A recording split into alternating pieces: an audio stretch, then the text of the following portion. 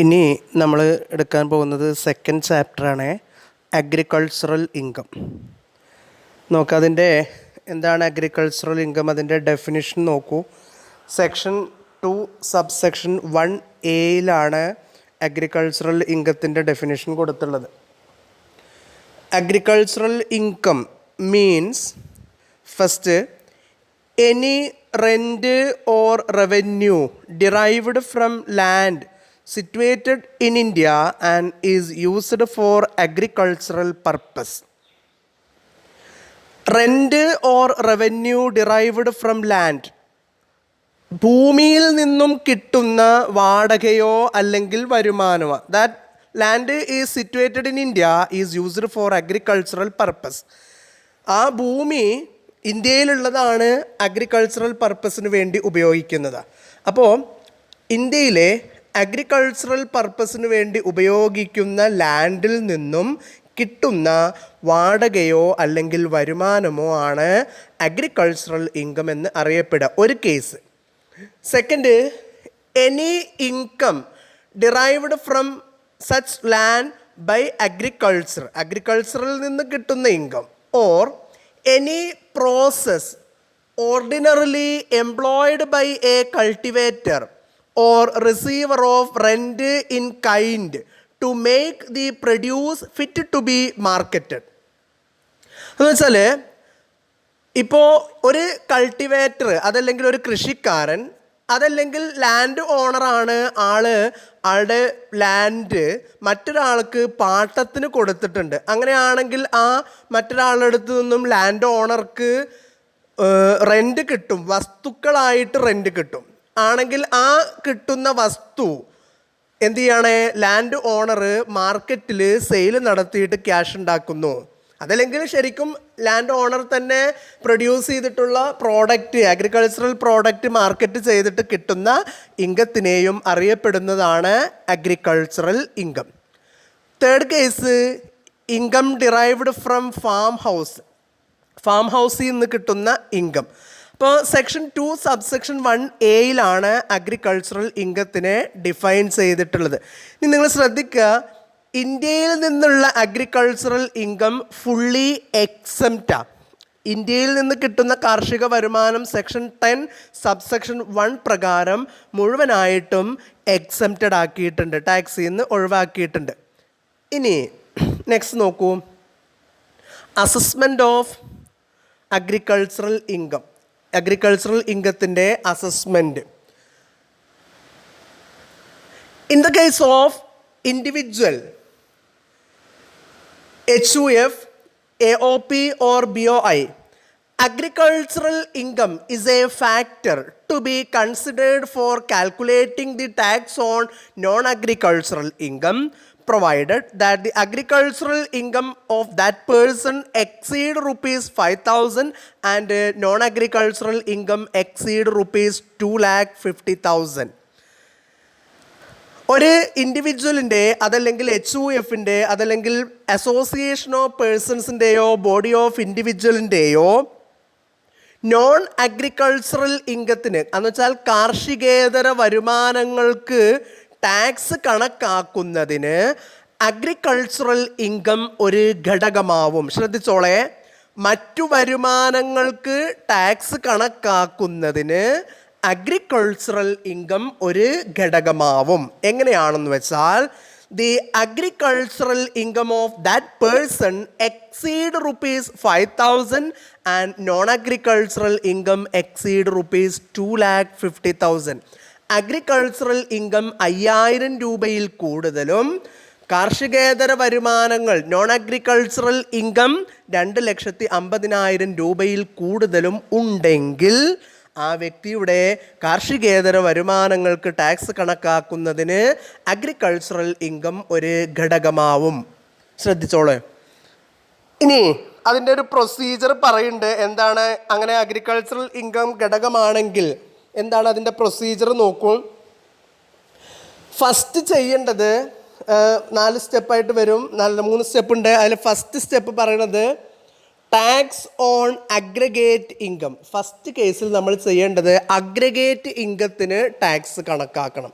Aggregate income എന്ന് പറഞ്ഞാൽ agricultural ഇൻകവും non agricultural ഇൻകവും കൂട്ടിയത്, അതാണ് അഗ്രഗേറ്റ് ഇൻകം. ഇപ്പം നോക്കിയേ, 5 ലക്ഷം രൂപ കാർഷികേതര വരുമാനമുണ്ട്, ആൾക്ക് 10,000 രൂപ കാർഷിക വരുമാനമുണ്ട്. അപ്പോൾ നോക്ക്, അഗ്രികൾച്ചറൽ ഇൻകം ഒരു ഘടകമാവും.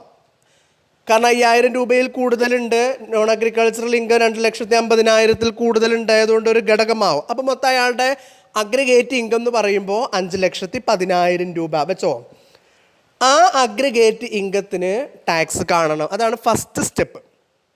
Second step, tax on agricultural income plus 2,50,000.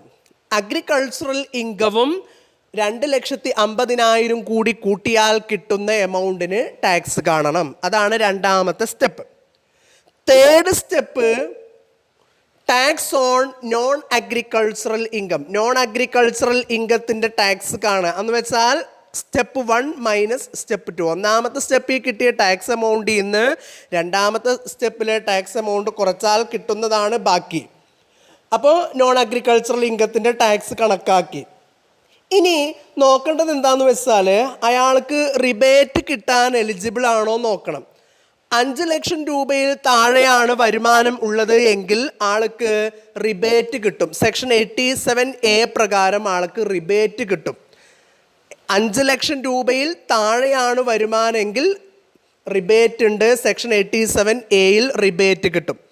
പിന്നെ എന്താണ്, എല്ലാ ആളുകളും ടാക്സ് കൊടുക്കുന്ന ഏതൊരാളുകളും ആ കണക്കാക്കിയിട്ടുള്ള ടാക്സ് എമൗണ്ടിൻ്റെ 4% എഡ്യൂക്കേഷൻ സെസ് കൂട്ടിയിട്ട് കൊടുക്കണം. അപ്പോൾ ആഡ് എഡ്യൂക്കേഷൻ സെസ്. ഇങ്ങനെയാണ് ഒരു അഗ്രികൾച്ചറൽ ഇൻകം ഫാക്ടർ ആകുമ്പോൾ അതിൻ്റെ ടാക്സ് ലയബിലിറ്റി കണക്കാക്കുന്നത്.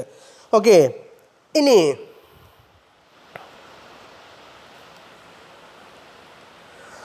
അടുത്ത ടോപ്പിക്കാണ് പാർട്ട്ലി അഗ്രികൾച്ചറൽ ഇൻകം. പേരിലുള്ള പോലെ തന്നെയാണ് പാർട്ട്ലി അഗ്രികൾച്ചറൽ ഇൻകം, പാർഷ്യൽ കാർഷിക വരുമാനം. അതിൽ 4 കേസാണ് അതിനകത്തുള്ളത് പാർട്ട്ലി അഗ്രികൾച്ചറൽ ഇൻകത്തിൻ്റെ കേസിൽ.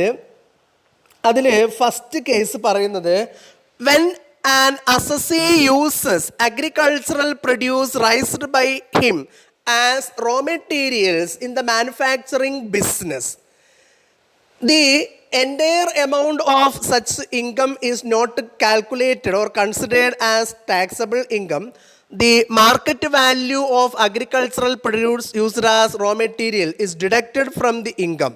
The balance amount is considered as taxable income from business.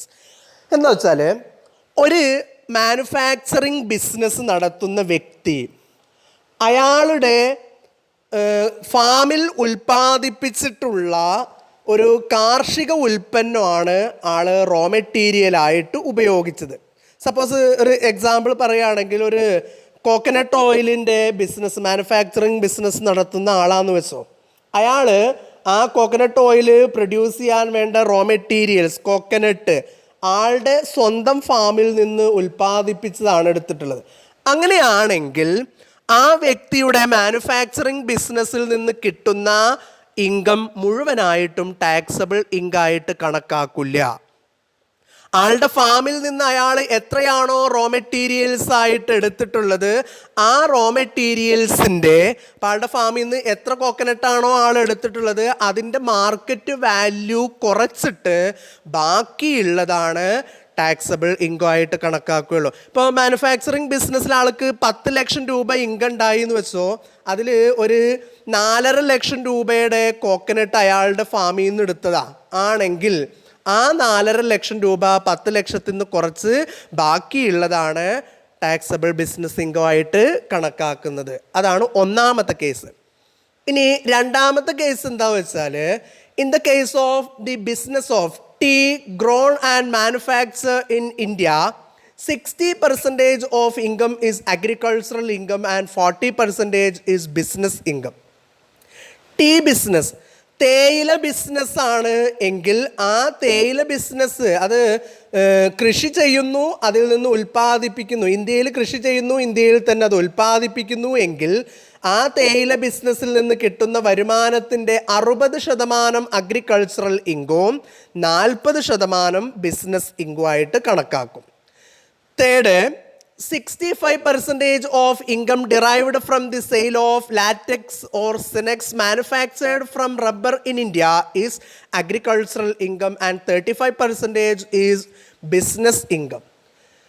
റബ്ബറിൽ നിന്നും ഉൽപ്പാദിപ്പിക്കുന്ന ലാറ്റക്സ്, സിനെക്സ്, റബ്ബർ കറയോ റബ്ബർ ഷീറ്റോ വിറ്റ് കിട്ടുന്ന ഇൻകത്തിൻ്റെ 65% അഗ്രികൾച്ചറൽ ഇൻകവും 35% ബിസിനസ് ഇൻകവുമായിട്ട് കണക്കാക്കും. Then 75% of income derived from the sale of coffee grown, cured and manufactured in India is agricultural income and 25% is business income. കോഫീൻ്റെ കേസിലാണെങ്കിൽ, ഇന്ത്യയിൽ ഉൽപ്പാദിപ്പിക്കുന്ന കോഫിൻ്റെ കേസിലാണെങ്കിൽ ആ കോഫിയിൽ നിന്നും കിട്ടുന്ന വരുമാനത്തിൻ്റെ 75% അഗ്രികൾച്ചറൽ ഇൻകവും 25% ബിസിനസ് ഇൻകവും ആയിട്ട് കണക്കാക്കുന്നതായിരിക്കും.